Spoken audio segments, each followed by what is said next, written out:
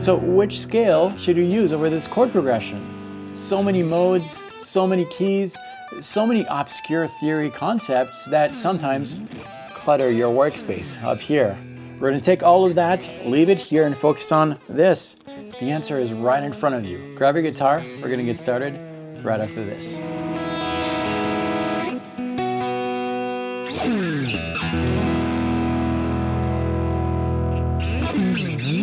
Hello, this is David from the Wallman Guitar Artistry. Welcome to this channel, which is all about helping guitar players around the world develop their musical personality on the instrument.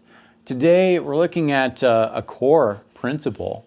We're taking a look at how you can figure out which scale to use over a chord or a series of chords without using your brain too much. It's very visual. It's very, very simple, but it opens a lot of new doors. Now, before we get started, I'm going to tell you about the video sponsor today, which is Skillshare.com.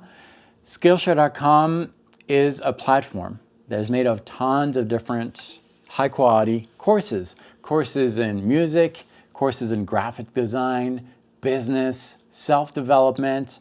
It's pretty awesome. There are a lot of different courses on the platform, and you can basically get an education for a very, very affordable price. Plans start at $10 a month. So check it out, Skillshare.com. It's very, very simple to use. And for the first 500 people who visit the link below, you will get a free 2-month trial to Skillshare, unlimited access to all those lessons. So check it out. The link is below. And for now, we're going to get started with this lesson. So what are we talking about? We're talking about a visualization thing. I'm going to start with a chord.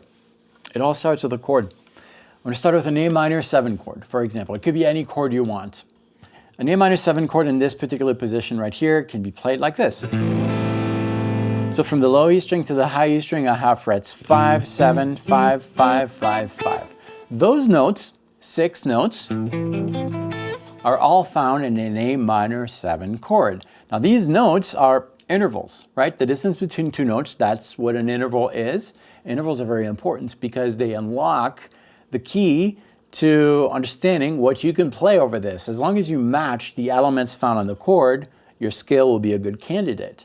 So in this case, an A minor 7 is made of a 1, a root, a minor 3rd, a 5th, and a minor 7th. Now, because of fingering issues on the guitar, it's not like a piano where it's really easy to play a 1, 3, 5, 7 in order. We're going to change that order, but in essence, we have the same interval. So in this case, we have a 1, 5, minor 7. This is a minor 3rd.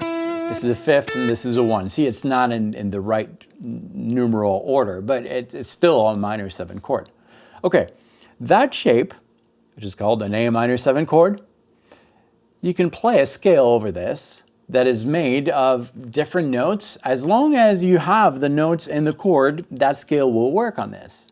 Okay, so in its simplest form, I could just take that chord that I just played and just play it once and start phrasing, start making musical ideas with the same exact note that I just played in different orders. Instead of strumming it, I might play something like this.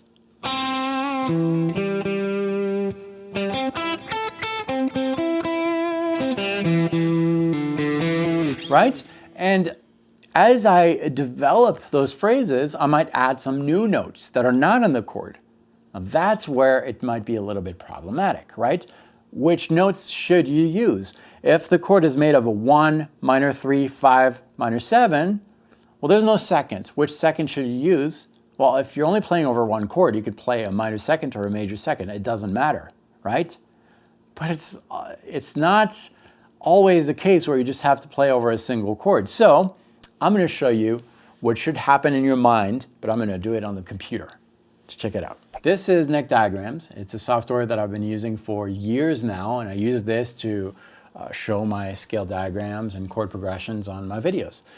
We have 2 blank diagrams. On the top diagram, I'm going to simply write what I played, the chord that I started with earlier. So that chord, an A minor 7, it's made of these notes.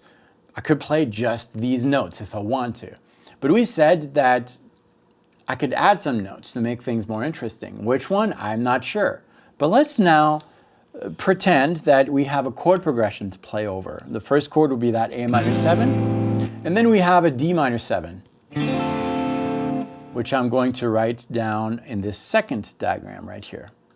This will be the shape for a D minor 7. Notice we're not talking about intervals or anything like that. We're just going with the shape. Now, ideally, I would like to use the same scale over these two chords. So what I'm going to do is take this D minor 7, which is on the lower diagram, and I'm going to paste it on the top one. So this note will be here, this one will come here, this one, it's already taken, okay, I'll leave it here. This one is going to go here, and this one, it's already taken. Okay, now I basically merged two chords together, resulting in a beginning of a scale, right? If I play this, I have something like that, right? Now, this means that over this A minor 7 chord, if I'm imagining that the next chord, if I know that the next chord would be D minor 7, I could play the notes of D minor 7 chord over the A minor 7 chord, and resulting in this weird kind of scale.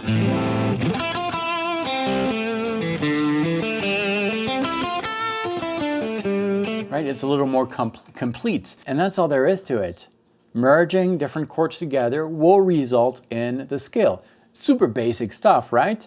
But that becomes very valuable when you're dealing with chord progressions that are a little more complex, or maybe chord shapes that you've never played before and you really don't know what they're called. Maybe there's some inversions and you don't really have time to think about what is this chord, analyze the chord. Well, you just go with the shape and you just follow the shape and you try to be aware of the other shapes within your chord progression.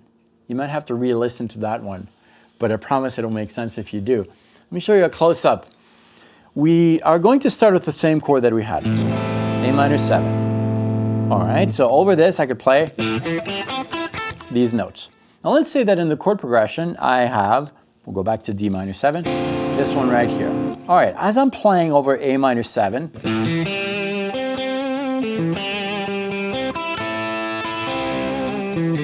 I'm going to visualize that next chord, which is right here. And I'm going to blend with that the A minor 7.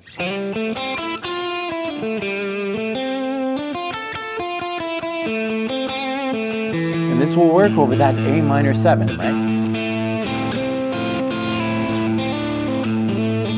And as I am merging different chords together, if you've encountered scales before, if you have a little bit of knowledge of scales before, you're going to start making some connections. So in this case, a scale that has these notes,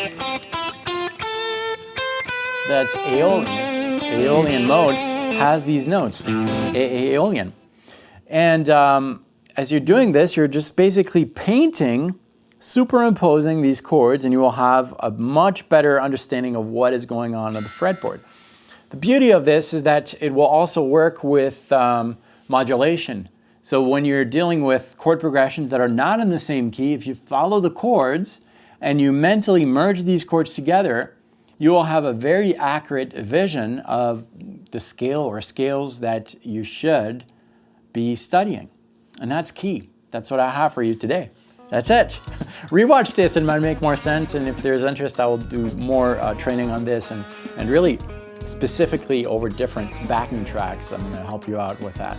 And if you need a little extra help with these intervals, well, there's a free training that is available. I'm going to leave the link below. It's a pre-recorded masterclass that I launched last year, but it's very beneficial if you want to understand intervals. Check it out. And this was your first visit. Thank you so much for stopping by. Every Monday, Wednesday, Friday, a new video comes out just like this one, helping guitar players around the world develop their musicality. That's what it's all about, telling your musical story. Thanks so much for watching this. Practice well.